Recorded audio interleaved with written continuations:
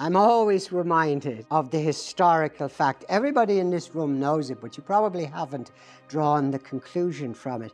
The Proclamation of 1916 declares, among other things, that the Irish Republic has gallant allies in Europe.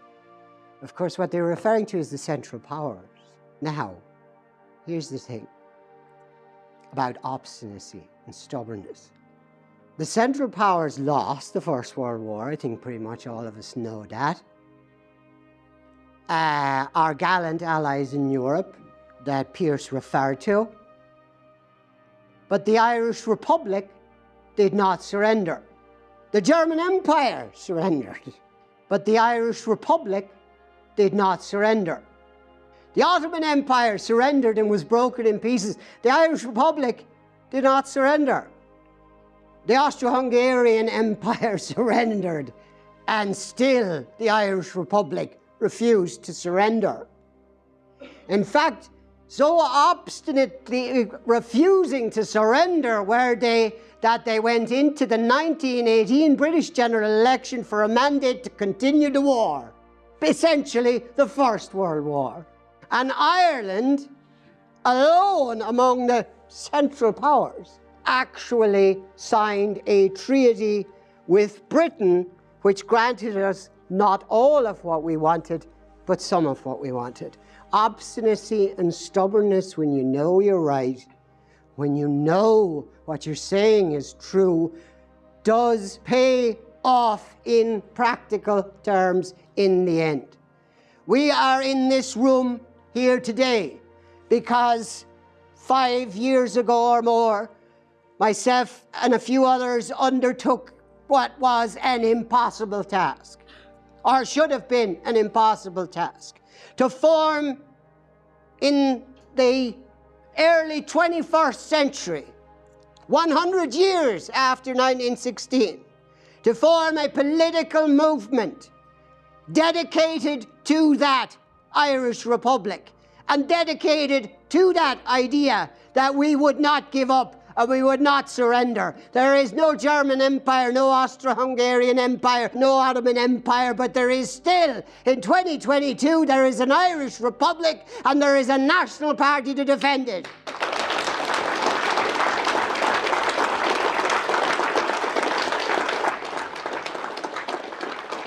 Now, you may think that's a rather obscure historical reference, and it is in its own way. But as an explanation for why I will not give. There is a path that we have chosen. There is a path that we are on. And it is the path that we set out on in 2016, the same as the leaders in 1916. And it's a path we cannot be swayed off of, because it's not about me being obstinate or stubborn. I haven't chosen the path on the basis of extremism or moderation. I have chosen every time as leader of the party between the right and the wrong, and the correct and the mistaken. Not an effort to be extremist on purpose or to be moderate to accommodate people, but to try and tell the truth and try as much as possible to be right. I think we have succeeded admirably in that task. And so we set ourselves on the road, and we have set ourselves on the road to the next task, which is how can we turn this political party from an idea into a vehicle, into a ruling party, into a government party, into a government that can control a modern European state. It's a long road, but it's a damn sight shorter than we started out. We have come a long way, and I'm proud we have come a long way. And the Irish people have been through so much, even in these last 4 years. last 2 years. For the 5 years of the National Party, the 2 years of the COVID lockdowns, etc., etc. And if there's one thing I'm trying to get at in the booklet on the National Reset, because it doesn't mention COVID, for example, but there's an important point here. And I don't want to deliver a lecture, just simply a synopsis of what's in the booklet. I want everybody to read the booklet. I tried to keep it as simple as possible.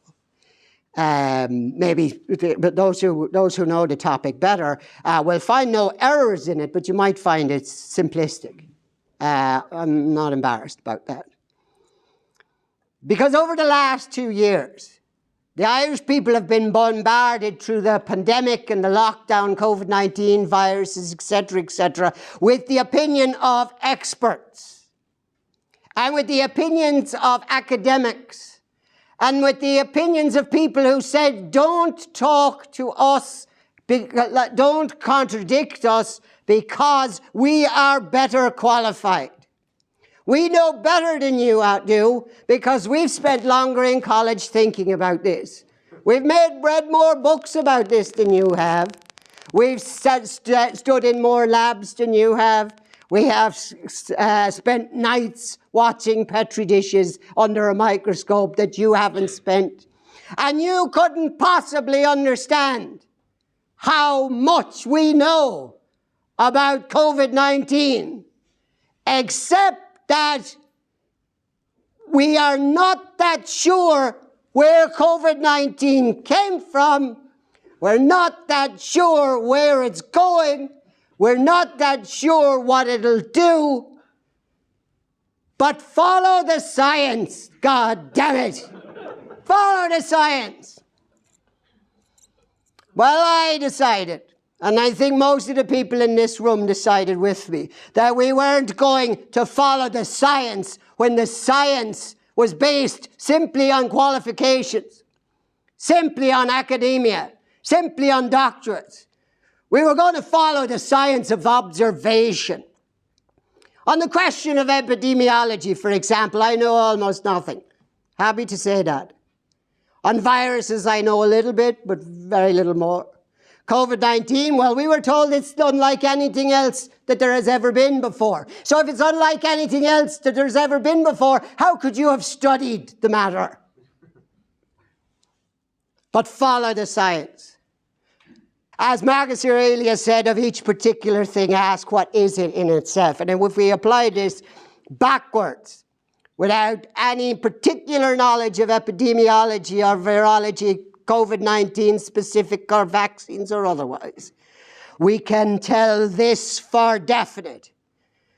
We have been lied to.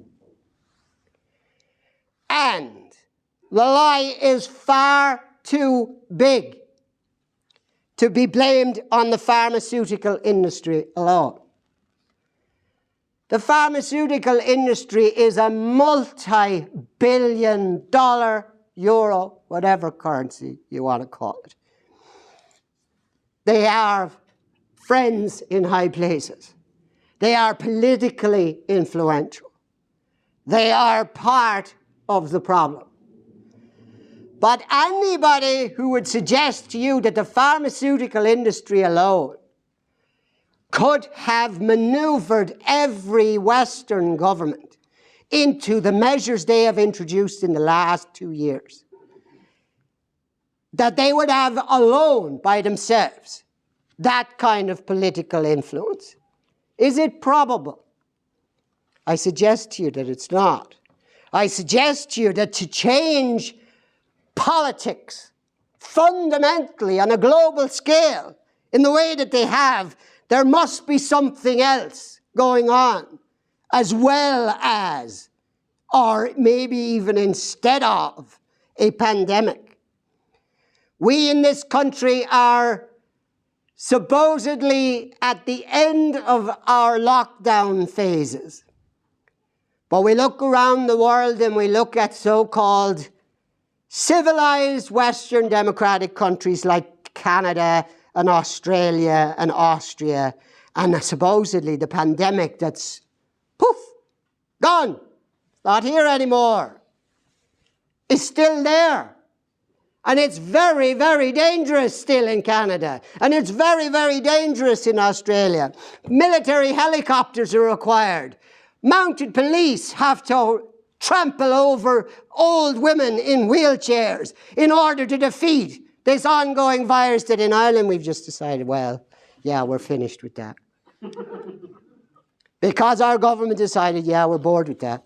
That's something bigger at play. There has to be something bigger at play. Is it probable that this bigger thing at play is just manufactured by the pharmaceutical companies? No, it is not, I suggest to you. I would suggest to you that there is something much bigger going on and requires to be much bigger going on. And whatever it is, it must be so important as to stall the world economy for nearly 2 years, completely.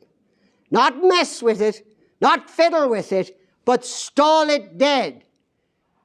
And that any explanation, therefore, must be an economic explanation. And of course it is.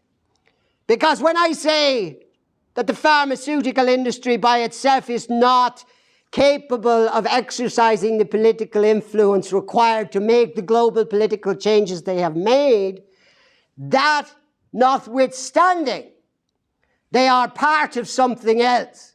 They are part of international finance capital.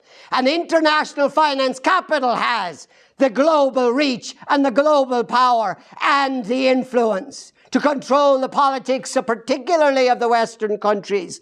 They have the power to decide whether there will be or will not be a lockdown. They have the power to decide whether there will or will not be sanctions against various countries, like Russia, for example. And I don't want to get bogged down in geopolitics either, but it's worth noting that Ireland's neutrality simply disappeared without any argument whatsoever over the course of the last week. There was not even a discussion about it. We are now, I'll grant Simon Coveney this much. He did say he did not intend to declare war on Russia. Okay.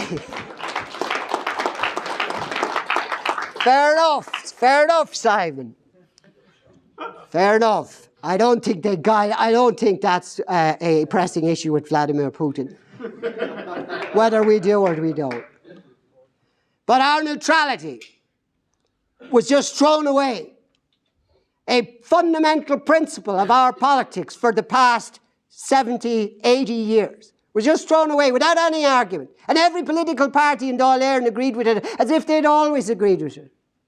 Now, I'm not going to talk to you about the rights and wrongs of the issues there are between Russia and Ukraine, because geopolitics like that, first of all, it's above where I'm trying to talk about. I'm trying to talk about something that is on the more simplistic level in one way, but yet on another level is more important.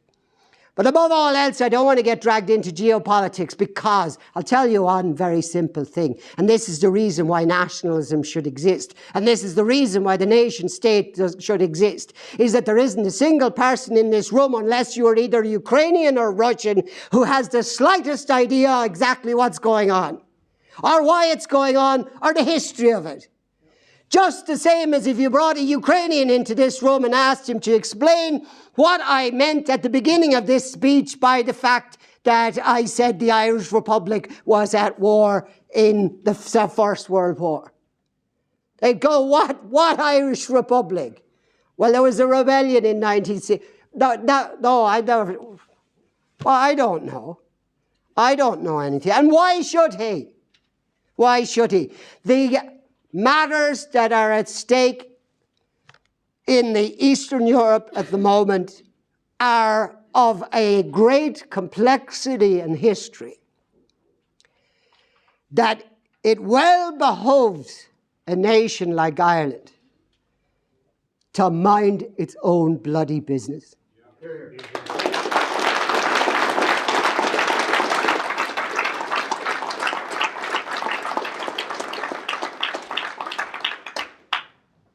Now, as I say, I want to go into what the booklet describes, but I don't want a word-for-word synopsis of it, because I want you to read it for start. It took me a while to write it. Apart from anything else, if I could have just delivered it in a speech, that's the way I would have done it. But I wanted to talk about some of the things in it. And maybe some of the things, one of the characteristics of the booklet, for example, you will find is that there are no figures in it. Why are there no figures in it? It's a book about economics. There's no figures in it. Because it's a book about concepts, you see. And if I give you a figure, the first thing that an economist will do is he will pick apart the figure.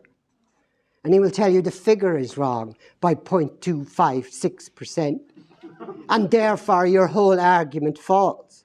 And therefore I'm no longer interested in what you have to say. And anyway, Mr. Barrett, where is your economics doctorate, degree, qualification?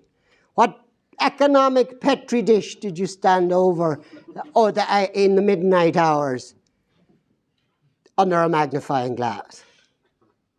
So I've avoided figures and tried to describe concepts, but huge concepts. I'm trying to describe why it is that we have been in the situation we have been in the last 2 years, and why we have been in this situation time and time again. It varies, but the mess is always the same. And I'm trying to do that in a way that doesn't require qualifications in economics or to be an expert in economics. It just requires that the person observe what is in front of them. Just as we saw with COVID-19, the experts, I don't believe for one moment that they were so stupid as they didn't know what we know. I don't claim that. Nobody claims that. They weren't so stupid, they lied. And when it comes to economics, they lie to us all the time. But I'll give you a figure, a shocking figure right now, that leads me into the basic concept that I'm dealing with in the booklet, which is the coming catastrophe, which is a deleveraging of a long-term debt cycle. And it is this figure. And you don't have to believe that this is the exact figure, but it is. The world is $30 trillion in debt. I didn't mispronounce that, so I'll say it again for clarity. $30 trillion in debt. Now, the booklet, as I said, doesn't use those figures. It could be a higher number, it could be a lower number, but it's like the law of gravity. The law of gravity is very simple. What goes up must come down. If debt goes up, debt must come down. Now, the harder you throw the ball up in the air, the harder and faster it comes down. But how hard you can measure the throwing up and how much you measure the speed coming down doesn't change the simple principle at the core of it. If it goes up, gravity says it must come down. If debt goes to 30 trillion or 40 trillion or 50 trillion, that's not really fundamentally what's at issue. What's at issue is what goes up must come down. What is owed must be paid. What we have built upon debt will be destroyed by that debt. And it has largely been manufactured, again, on a lie. Let's take a common example, very important example, particularly in the context of what we are undergoing at the moment, which is what they call the cost of living. Now, they call it the cost of living because they don't want to use the word inflation yet. Or at least they're trying to avoid the word inflation, because inflation suggests something very much worse is coming. Whereas cost of living is kind of, oh yeah, well, don't think much further than next Friday. But we're going to think more than next Friday, because we have to think more than next Friday. And it's inflation. But it's very important that we understand the terminologies that they're going to use to us to explain all of this away. And the Russians, by the way, are going to be partly to blame. Let's take gross domestic product, for example. That's very important, isn't it? That's economic growth. Every neoliberal economic party in this country is committed to the idea that the central task of the state is to facilitate the growth of the gross national product. What is the gross national product? Well, the gross national product is calculated in euro. Well, what is the euro? Well, let me give you an example. The Irish GNP growth in 2020, when we were all sitting at home on our couches watching Netflix, was 15.5%. One of the best years we've ever had. That's what the figures tell us. Measured in money. One of the best years we've ever had. We are 237 billion euro in debt. 48,000 odd euro per capita for every man, woman and child in Ireland. But don't worry about it, because gross national product is grown by 15.5% in a year when the vast majority of us did nothing. We don't need to worry about it.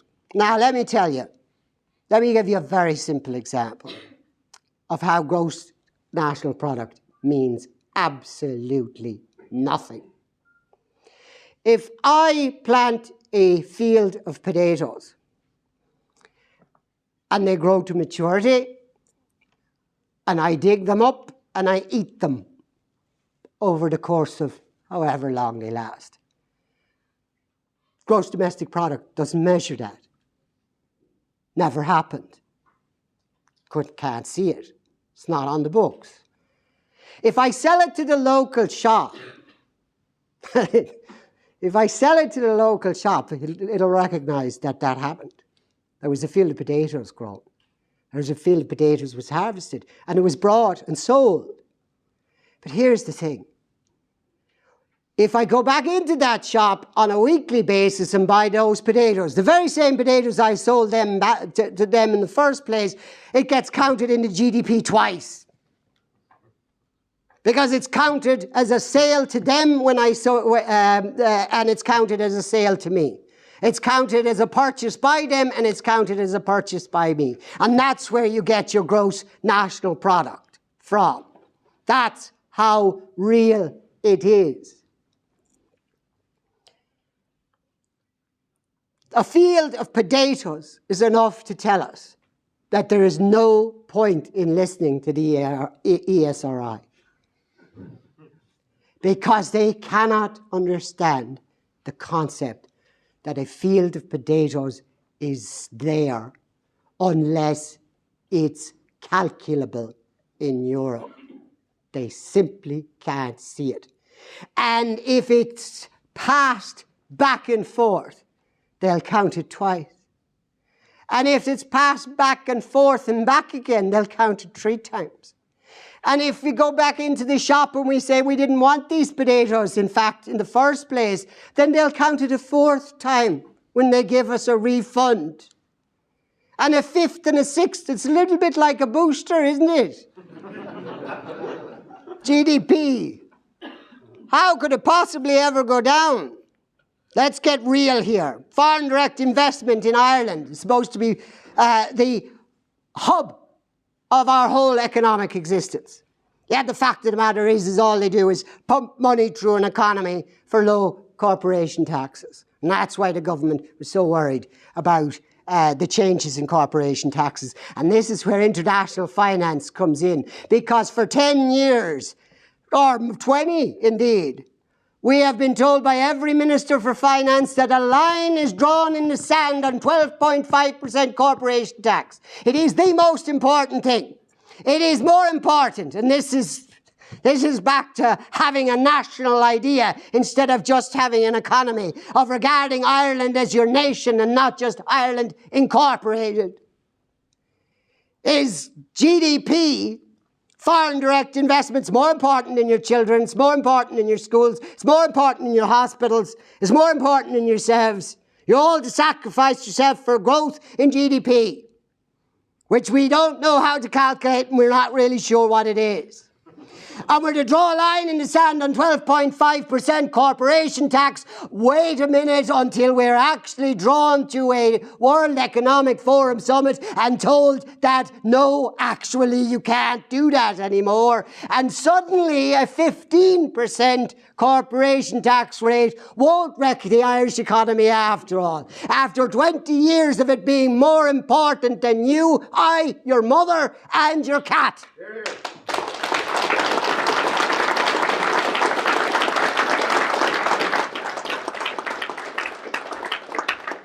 The multinational corporations come here, employ very few people. They move a lot of money through here. And insofar as they do employ a lot of people, they usually bring their employees with them. And if they leave, they take the employees with them too. Multinational corporations, particularly in the tech centre. So we are told Ireland's debt is 106% of GNP. That doesn't mean anything. That really doesn't mean anything, because the GNP doesn't mean anything, because it doesn't measure some things and it measures other things. It doesn't measure some things that are real and it does measure things that aren't real. But it's 106%, so don't worry about it. Don't worry about the national debt being 237 billion. It's fine, because we have zero interest rates at the moment. It doesn't cost anything. There's a low financing rate. But the ECB has created that low financing rate by buying government debt across Europe. And they have bought that debt by issuing currency. Now, what do I mean, they issue currency? Well, the vast majority of people in this room, understanding of currency is probably money. But money is in fact made up of two things. Money is made up of currency and debt. Any given transaction that you or I engage in is made up of currency and debt. So we hand over a €50 note, but where, you said to yourself, where's the debt in that? Well, if you have any debts on a credit card, if you have any mortgage, that part of that €50 is actually owed to somebody else. So part of that is debt. When the ECB, above all else, fiat currency, above any other thing in the world, is strictly defined by whatever the government says it's worth. And it's strictly defined by its scarcity as well.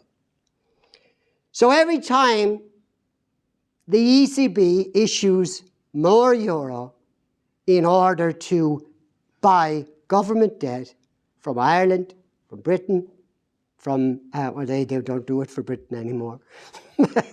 Bank of England does that now, just back as they did for William of Orange. The ECB will just prints the money. Prints the money, issues the money. It's rare enough that they actually print notes anymore. About 5% of currency. Currency is in notes and coins. Considerably less than that of the overall spending within the economy is made up of currency at all. So what happens if they keep on issuing more and more of these euro? And there's more and more of them out there. Well, the ones you have are worth less. It doesn't take a genius. It doesn't take an economics degree. It takes an economics degree to explain, wow, that's a good idea.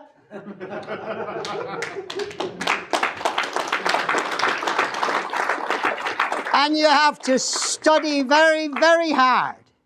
You have to study a long time to get why it is that we would base everything in our lives, firstly, around the economy, and secondly, around a debt-burdened economy that we don't even understand and we can't measure. The ECB has assured us that they're going to raise interest rates this year.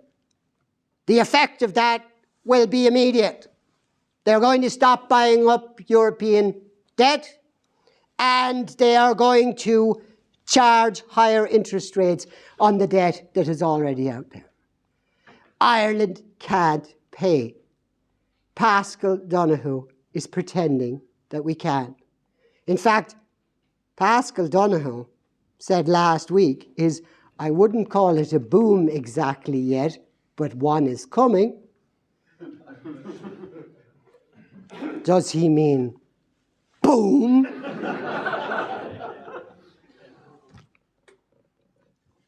When interest rates are raised, we know the lowest interest rates, we know that the low interest rates right now are part of why we have a housing problem. House mortgages are based on interest rates. And the repayments that you pay are based on interest rates. So if the ECB gives the commercial banks money at 0% interest rate, or in some cases at below zero, but below zero interest, then they charge mortgage holders less. So money is cheap to borrow, theoretically. And then it goes into the housing market, and it floods the housing market, and the prices go up.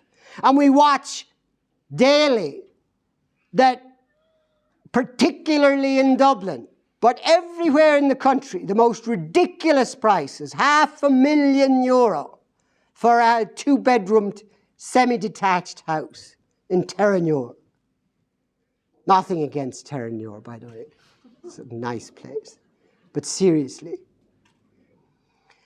what happens when you go into the bank and get that mortgage? They assess your means as to whether you can repay at the current interest rate, of course. But what if the interest rate goes up? You can't pay it. And what happens to house prices then? They collapse. Now, here's a weird thing in this country. It wasn't so weird that we went into the mess that we went into in 2008, in fairness. The phrase, houses never go down in price, was actually true at that time in Ireland. Not true around the world, mind you, but it was true in Ireland. Because we were coming from such a low economic base in the first place. We didn't have cyclical economics because we had no economics. What's called, largely speaking, we were just an offshore drilling site for resources for Britain and the European Union. So we didn't really have cyclicals. But we started to have them. And house prices rose and rose and rose. And anyone who's old enough to remember, anybody who said this can't go on, was told house prices never come down. Ever. Never happens. Until it did. And when it did, a lot of Irish people lost everything they owned, including, literally, the roof over their heads. If you think we have a housing problem now, wait till you see what happens when you have a €500,000 mortgage on a house that is now charged at 7, 8, 9, 10, 11, 12% interest rate per year. And the market says it's only worth 100,000. It's only worth 100,000. So if you sold it even, you'd still be 400,000 in debt at whatever interest rate the ECB decides. By the way, the ECB is not controlled by the European Commission. The ECB is not controlled by the European Parliament. The Federal Reserve in the United States is a private corporation, as is the ECB. A private company issues the sovereign currency of every nation in Europe. A private company issues the sovereign currency of the United States.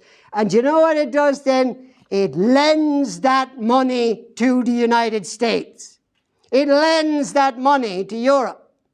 They have governments of Europe give a private entity the power to create currency, and then it borrows them off them at interest.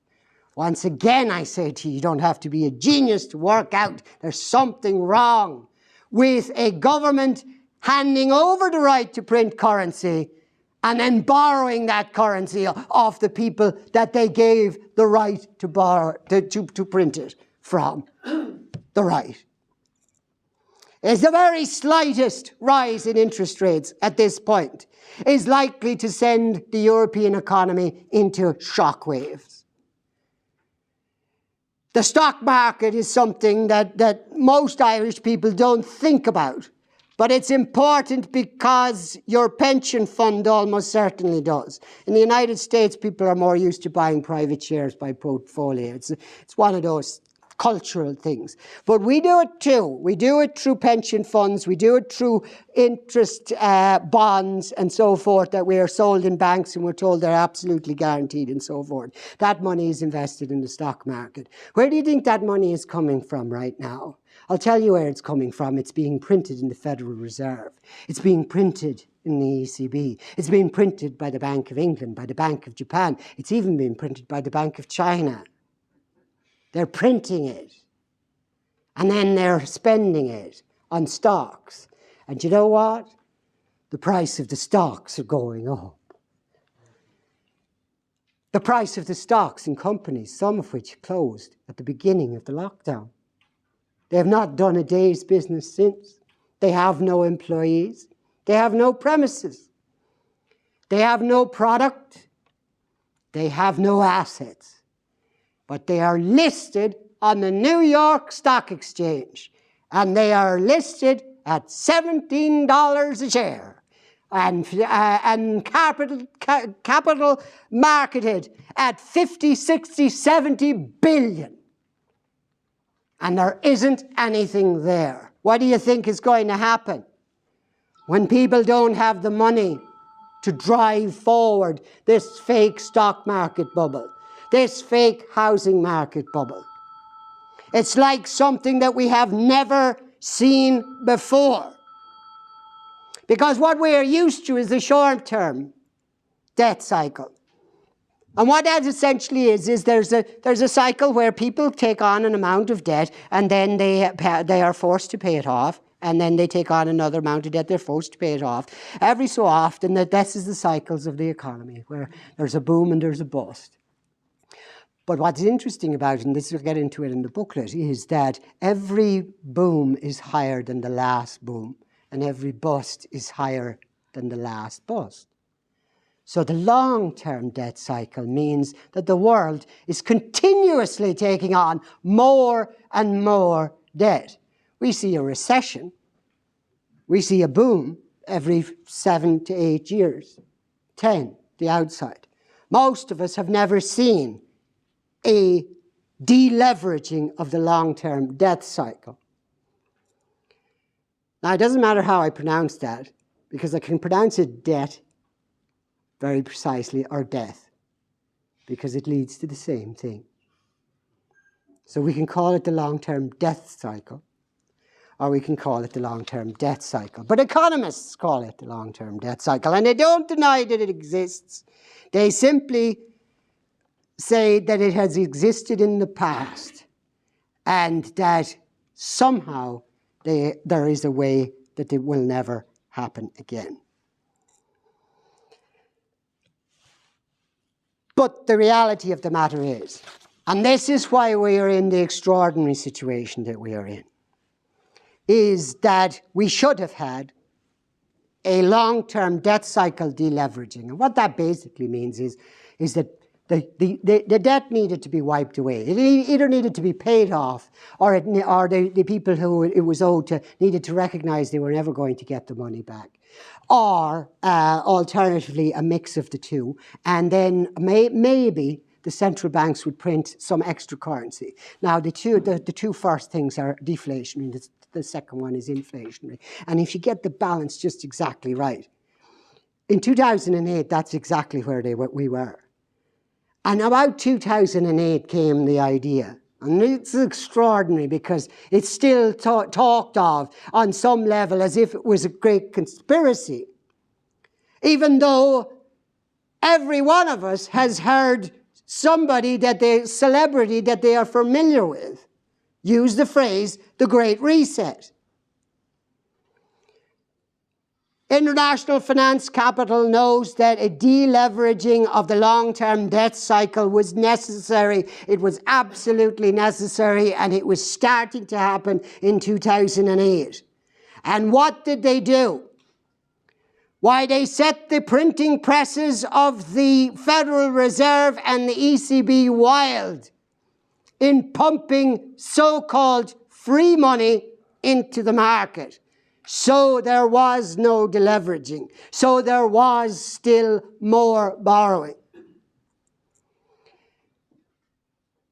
But that was only going to make it worse, wasn't it? Yeah, they knew that. They knew that. They're not stupid, these guys. They do read books, as I said. Bigger books than you or I. And that booklet is very small in trying to explain. These are smart people. Yeah, they knew. So what were they going to do? Well, at a certain point, you see, there's a thing called the velocity of money, which is the rate of transfer. And I was explaining it a little bit earlier on with the potato analogy. I sell the potatoes to the shop sells the potatoes to the other customers. That's the velocity of money.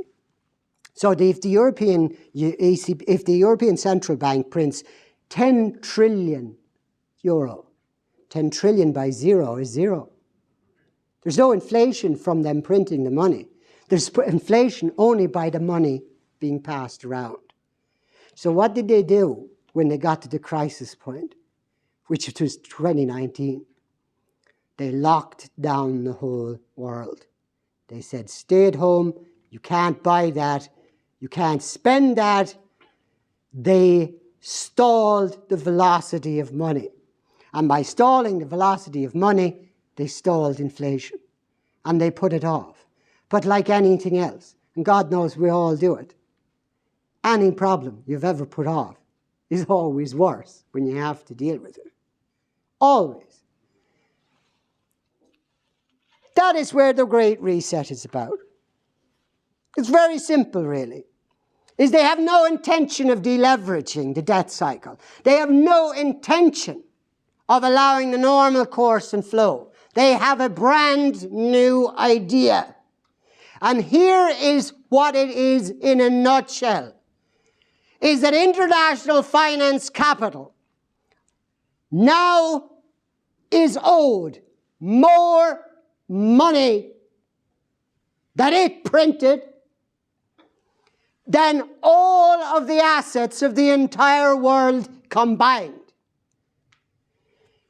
So, instead of getting the money back, they want the things.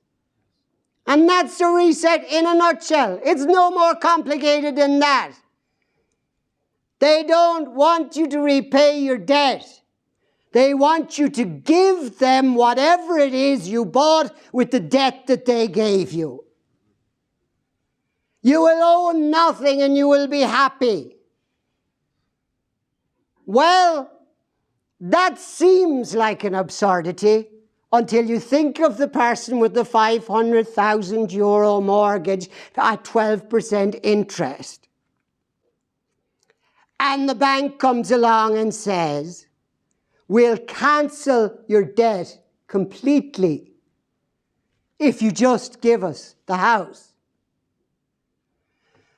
Well, there's an argument for being happy about the 400,000 that you now don't have to repay. And with the level of debt in the world economy at the moment, that covers absolutely everything. I use houses because it's an easy analogy for Irish people to understand. I use potatoes because God knows if that's not an Irish thing to understand what is. But I use the stock market too. Every American would understand that. It doesn't really matter. The point is In 1929, for example, we are told, and most of the people in this room probably believe, that October 29, 1929, the stock market had its first crash and that started the Great Depression. No, it didn't. No, it didn't. The Great Depression was a symptom of pumped up money in the stock market. And the crash of October 29, 1929 was inevitable. The date was the only thing that was ever at any issue. And in the context of a deflationary spiral, the debts stay, but the assets lose value. So they come and they tell you, we'll take away all your debt if you'll give us all your stuff. It's that simple. You can write book after book after book, treatise after treatise after treatise, doctoral thesis after doctoral thesis. And the Great Reset will still come down to this, is we'll cancel your debt if you give us all your stuff. You will own nothing. And whether you're happy or not is your own business. But international finance capital will own it. There will be no need for 500,000 euro mortgages anymore, because owning houses is not going to be a thing. Owning cars is not going to be a thing. Owning potatoes is not going to be a thing. You're going to rent, not own. Rent everything. We have in this country this concept, this wonderful concept of economic flexibility. Let me tell you what economic flexibility means in the end, is that you spend your whole of your life in slavery to interest-bearing debt capital. That's what economic flexibility is. And again, you can write your enormous book to explain that it's required within the context of elasticity of demand. But that's what it comes down to. Get up in the morning, spend all day traveling to work, get into work all day, spend all day traveling back to your house that you've rented. Go to bed, get up in the morning, do the same thing. Where does the money go? To pay international finance capital. Because you've rented your house now, and you've rented your television, and you've rented your phone, and you've rented your shoes, everything you have. And so they have converted international finance capitalism into what I call rentier capitalism. And rentier capitalism is at the heart of the Great Reset. And the only way to describe it is a feudal oligarchical system where everybody is in slavery. For if a man can deny you the right to work, to eat, to clothe, to warm yourself, he can deny you anything else. Freedom is not an airy-fairy concept. If you are not at liberty, you are unfree. And if the constitution of your nation says you have freedom, then you don't. You don't have it if you must be in this place from 9 to 5 every day just to pay the rent. You don't have freedom during that time. How could you have freedom during that time? You work for them. The Marxists, confronted with the final collapse of international finance capitalism and its transfer over to rentier capitalism, haven't even noticed at all. Haven't even noticed. Because they're too busy. They're too busy with the woke culture, cultural Marxism. They're too busy with liberties like abortion, liberties like being LGBTQ plus whatever the hell. They're too obsessed with whether you have culturally appropriated or you've misspoken, mispronounced, dead-named, not used pronouns. Marxism, the very essence of a materialist philosophy, has just vanished into the ether because it was created by international finance capital to liquidate the Russian Empire, and that's the only reason it existed in the first place. And that's why they don't need it anymore. But there are idiots who still read Marx. So you've got to give them something to do. They have to be revolutionaries, haven't they? I mean, Marx said they had. And Trotsky tells them, you have to fight fascism. Well, before you can fight fascism, you have to find fascism. So they find it everywhere. And as the international finance capitalist system, the very system that they are so opposed to, the very system that they have defined as being the great evil of the modern era, they do nothing about it taking us over the edge of the cliff. They are more worried about what pronouns you use to describe the cliff. Is it he, she, it, them, that, there? Dead done. And so we find that every time international finance capital finds itself confronted, for example, it is a confrontation, it is a direct confrontation with international finance capital that we are engaged in here today by even speaking the words out loud that they are at fault, that they have done it, that they are going to do it, and that the only way out of it is to destroy them or let them destroy us.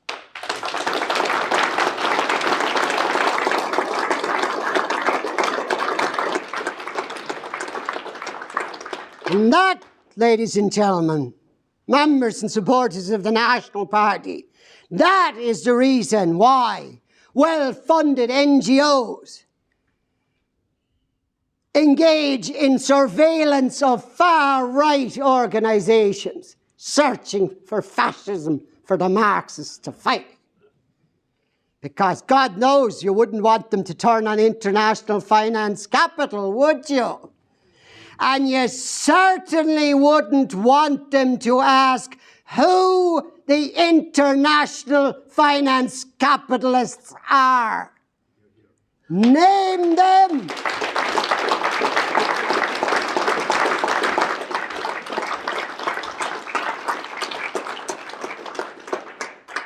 Not on YouTube, though. But they have names. The Marxists are more interested in fighting fascism, and well-funded NGOs, every time somebody speaks out against international finance capital now, you know what happens? A left-wing group turns up to smash that demonstration, smash that rally, smash that meeting, make sure that speaker doesn't speak, because if he does, he's going to talk about international finance capital, and he may just have the nerve to name the names.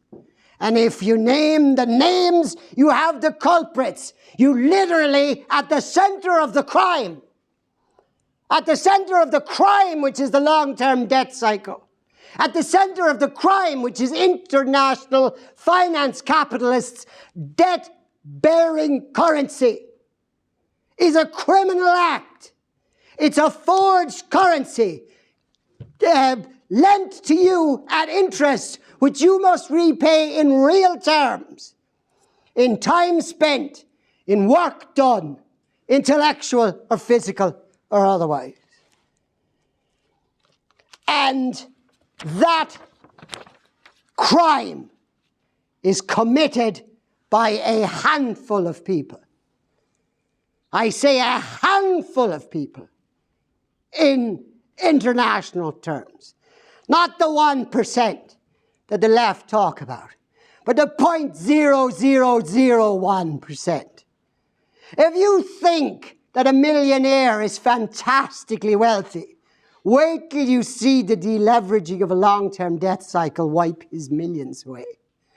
It's the multi-billionaires who are the ones who have taken their real assets out of fiat currency a long time ago. They are the ones who put the pressure on the governments to keep on printing the money, to keep on pumping up the system, while they got their assets out of fiat currency and into real things, like land, like buildings, like gold, all the things that they were going to rent back to you when all this game was over. And the left, main purpose for existing now is to make sure that nobody actually gets to say that capitalism is the problem.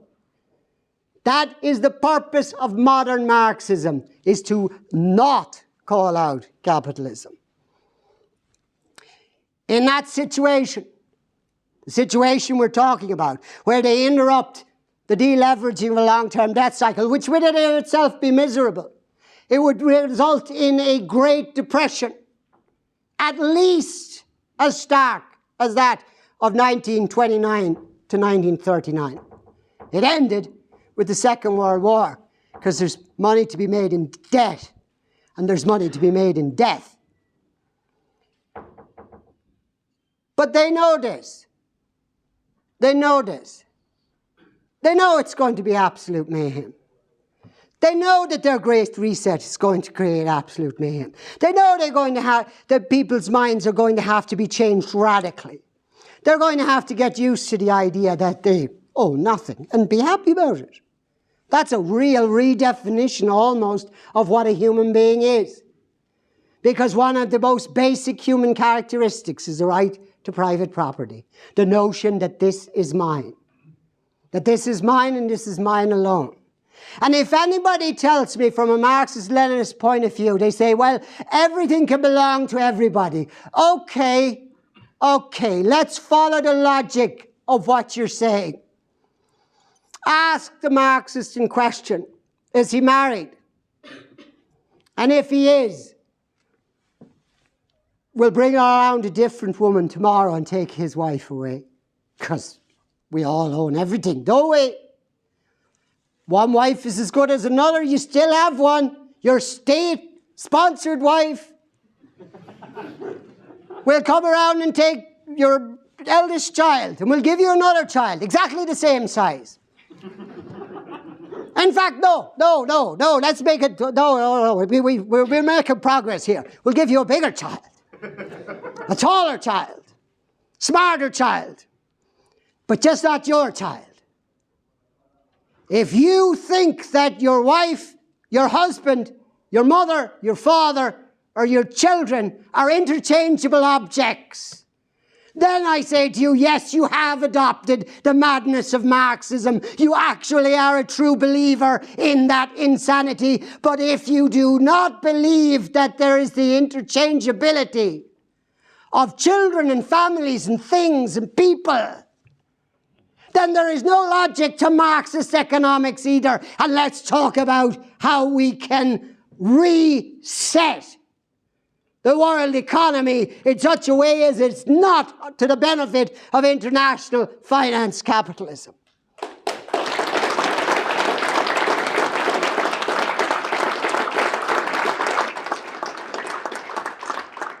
And this, my friends, is where we come to a very dark time in this nation's history, but in global history as well. Because the lockdowns was a stalling process for the economic collapse that is taking place. And while it's still at 6, 7, 8%, they'll call it the cost of living. At some point, they'll have to transfer and just admit that it's inflation, that it is hyperinflation, that it is absolute mayhem out there. And they want you to change your mind. Fundamentally, they want you to change your mind. Not from Fianna Fáil to Fine Gael or Fine Gael to Sinn Féin to PPB. These things don't matter. They wanted you to change your mind from the idea that you are a worthwhile human being and not their servant. And in order to get you to change your mind and accept that and be happy with that, they have to, and they are going to, make you so miserable, make you so poor, make you so hungry, make you so desperate that the entire population of the world cries out at once, deliver us from this by any means whatsoever. And there's your great reset. That is the deliverance. That is the problem solved. You can't eat, you haven't enough money, don't worry about it. Don't worry about it. We'll assign you a factory job and you'll go to that job and you will rent the house you live in, you'll rent the television you watch, you'll rent the car that you go there in, you'll only be allowed to buy the foods that we tell you you're allowed to buy. That's what digital currency is about. That's what digital currency is about. You can control absolutely everything anybody buys. The Soviet Union in its day required ration cards and long queues. I would imagine the feudal oligarchs of the future have a more smoother system in mind. But one of the things they definitely have in mind is things like, oh, well, you've exceeded your sugar intake for this week, so although your card will work to buy milk, it won't work to buy anything with sugar in it. Buy all the milk you want. You're done with the sugar this week. Or you've bought all the milk you're allowed, and you can buy all the jelly tots that you want. Anything sweet. As much of it as you want. Up to a limit. Up to a limit. And they've even tested it with us to see if we're okay with it. That's what minimum alcohol pricing was about. That's what it was about. It wasn't stopping people who are alcoholics from drinking. They have an addiction. They don't care how much it costs. It was about telling you they will control your amount of alcohol intake. They will decide how much you drink. Not because you have a problem, but because it's up to them. The same way as it's up to them with the sugar tax, to decide how much sugar you eat, how much chocolate, how much sweets you have. And then they will decide how much meat you have. And this is really important because in the context of climate change, the era of eating red meat is really not economic anymore. It's heating up the planet and it must stop. So you're going to have a red meat allowance too. Now, the whole world is crying out, deliver us from this. This is a dark, dark times. Apocalyptic, almost. And if you're of a religious mind, maybe you actually perceive the apocalypse within it. There's certainly all the hallmarks, metaphysical and physical, for what the normal human being would normally describe as satanic. Deliver us from this. The Great Reset wants a mark on the forehead, the mark on the arm, the barcode, the digital currency. It's the same thing. It's the same thing. You don't have to believe in the book of the apocalypse as a book, but as a concept, it's happening. As a concept, it's happening right in front of you. The reality of it is right there. The money you have is fake. The debt you have is fake. GNP is fake. Fields of potatoes are just a metaphor. And here's the dead giveaway. They say, build back better. Build back better. Right, what is there to build back?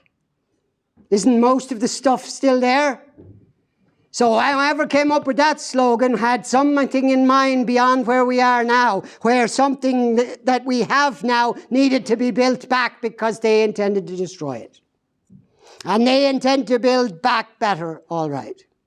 Dark times are ahead of us, but this, ladies and gentlemen, in another sense, and in particular for us as nationalists and as members of the National Party, awake in the real sense to what's going on in the real world. Everything that was a conspiracy theory, or almost everything, has just become common ordinary fact. And it is true that we do not have huge electoral support. But the only people who will have popular support in this nightmare scenario are the people who can answer the question, deliver us from this. And the globalists have already prepared the answer. Have we? I believe we have. I know we have. Because there's absolutely no reason why fake money and fake debt and fake GNP has to lead to the deleveraging of anything. You could simply cancel it. You can have money that is based not on the printing press, but is real. You can have an economy that functions without interest rates, because interest rates are slavery. It's somebody who sits quietly accumulating the benefits and profits of your work while he or she does nothing. Nothing. Only lend you fake money. It is slavery. It has always been slavery. And here's how you know it. Because the bill of sale is in the bank. Your deeds of your house, if you're lucky enough to own them, are they at home in your house? Those of you who are house owners out there, are the deeds of your house at home in your house? They're in the bank, aren't they? That's your ownership certificate. That's your ownership certificate. And the bank lodges that as collateral so that you will serve international finance capital and that you will own nothing and be happy. But we can have an economy, and it's not difficult. It's not complicated. And that's why I wrote the booklet in the way I did. It's really just the same as the COVID in many ways. It is simple, but you will be told you are stupid for observing what is simply in front of you. You will be called, I don't know, an anti-inflation loon, a build back better denier. We're already at the point where they've admitted there is a great reset, but you know there are conspiracy theorists who say it's a thing that it's not. I say it can only be one thing. It can only be one thing. It can only deleverage the debt burden of the last 100 years or so. And if it does that, somebody has to lose. And the feudal oligarchs at the top are determined that they won't be the ones who lose. And if they're not the ones that lose, you have to be the ones that lose. If they get to hold on to their property, you have to lose your property. And that's how we know what the Great Reset is. And that's why we don't need a degree in economics in order to understand that. But a degree in economics will help. It will help you understand the mechanism of it the same way as the virologists understood COVID. They understood, but they will lie. They understood, but they will lie. They will say that money must bear interest. Why? Why? Why does it have to bear interest? Why can't we have a system where there is a state bank owned by the state, owned by the nation, that prints the currency of the nation?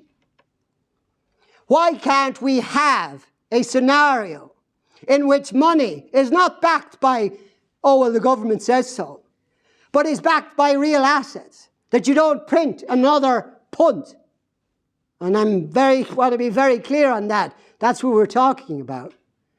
You don't print a punt unless there's something to back that up that exists in the real world. Why can't you have that? There's absolutely no reason why you can't have that. And that is the deliverance. That is the nationalist deliverance from the Great Reset. That is the reset that we need. The cancelling of debt. The end of interest-bearing money. The end of international finance capital, interest-bearing debt, controlling our lives, and the nation state controlling through the control of its own money, its own economy. And its own money is real, so that what you have in your pockets or what you have in a bank account actually exists and represents something. That money is returned to its original purpose, which is not compounding interest rates, but is returned to its original purpose, which is simply that it is a token of exchange and it is a measure of wealth. It seems simple, and it is simple. But I won't tell you it won't be hard. I won't tell you it won't be hard, because everything at this moment outside of this room is telling you that everything I've said isn't true. Except a few YouTube videos that are probably have moved to Odyssey now because they've been banned. The globalist power elite are the only ones who could have carried out the global lockdown. And they were the only ones. And there is only one other power center in the world.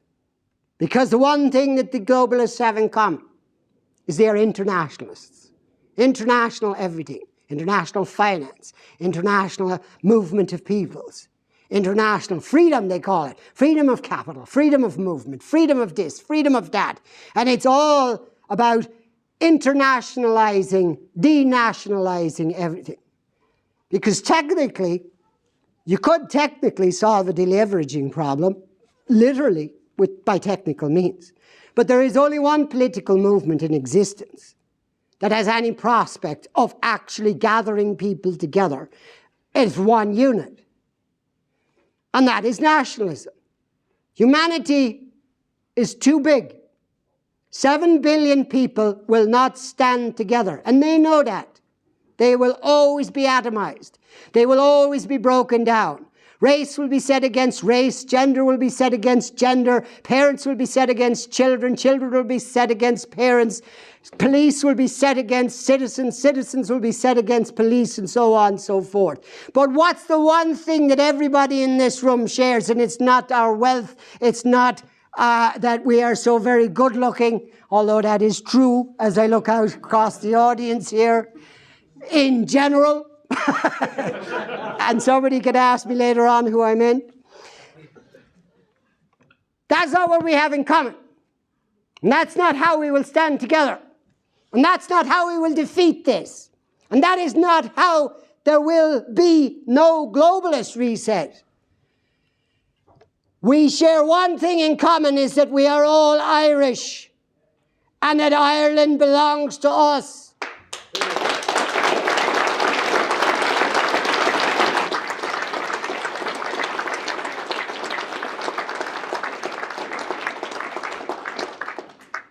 It belongs to us by birthright, not because we have the title deeds.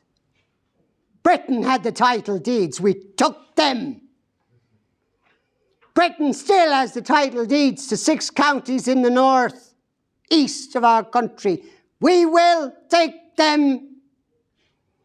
And we will take the title deeds of Ireland from the hands of international finance capital and put it back in the hands of the Irish people.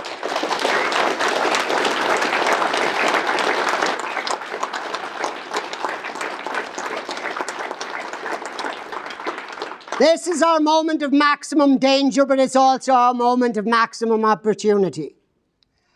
There is a baton, if you want to call it that, about to be passed between 2 forms of capitalism in a relay race, between finance capitalism to rentier capitalism. But in the passing of that baton is that there is a moment. Now, in world political terms, or in Irish national terms, that moment is a few years. It might be 5, it might be 10. But when it comes, there will be a moment where that baton is passing. The Great Reset is happening. The baton is passing from international finance capital to rentier capitalism. And they will be vulnerable then. They will be vulnerable because they will have made people miserable. They will have done this themselves for their own purposes. But by the same token, the radical ideas that nobody wants to hear about now for changing the whole way the economy works and changing the whole way we conduct our national affairs, suddenly that comes right into people's heads. And that is our job, is when they are passing the baton, that the hand of the Irish Republic that never surrenders grasps it as it passes one from the other and clutches it to itself.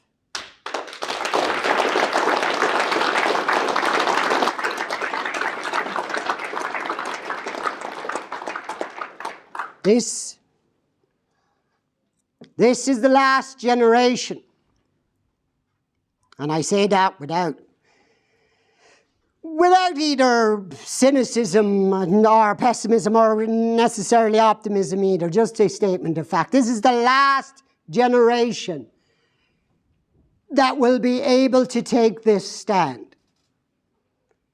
Because unlike before, the wave after wave of mass immigration will mean that when this baton passes from international finance capital to rentier capitalism, if it passes smoothly, that system will be in place for a generation, at least a generation. And during that time, the population movements around the world will be such as that there is no such thing as a nation state, and that there is no place anywhere in the world that somebody can stand at a podium, as I just have done, and said we have one thing in common. Nowhere will people be able to say, we are Irish, or we are German, or we are French, or we are Italian, or we are Americans. Nowhere in the world will that be possible, and therefore no resistance. Atomized human beings, cut off from each other, cut off from anything other than the financial system. So this is the last generation. If we fail, we will become a polyglot culture of nothingness. If Pearce says from the graves of Irish patriot men and women, living nations arise. Nothing arrives out of the graves of nations. Nothing. Dead is dead. Gone is gone. And we could list the number of nations and civilizations over hundreds of years, of which there is no longer any trace. And there is no reason to suppose that unless we are willing to struggle, that unless we are willing to fight, that unless we are determined to live, there is no reason to suppose we will not just die like we all did before. No reason at all. We're not special in that sense. But if we summon up within ourselves, first of all, an understanding of the situation we're in. Second of all, of the enormous responsibility for our children and our children's children that lay upon our shoulders. Thirdly, we understand our responsibility to history. We understand that we carry our memory of the past not as some kind of long tale of suffering, but as a fuel to ignite a path through the wilderness before us. If we can understand that, we can give ourselves the will to live as people and as a people, and the nation will survive.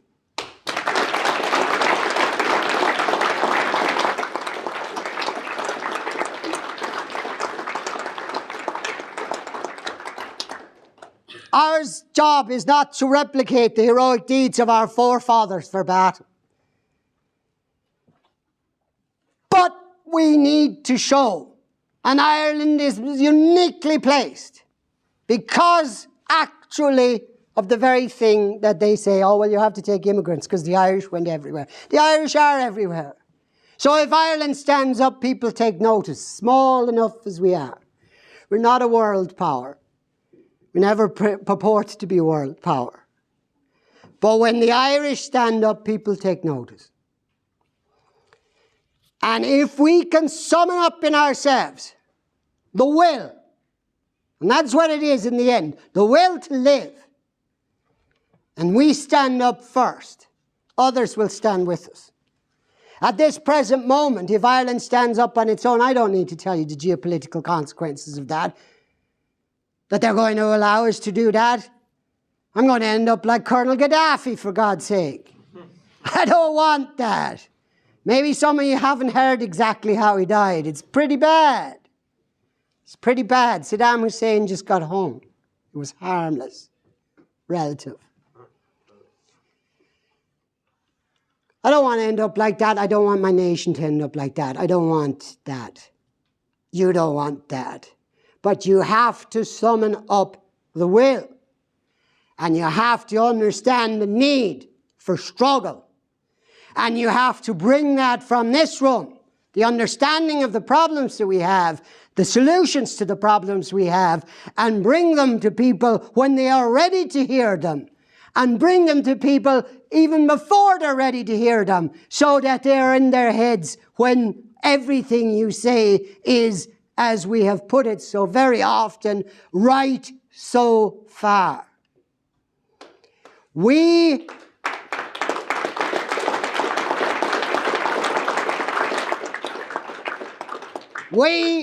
have a solemn responsibility, and yet it is a great opportunity.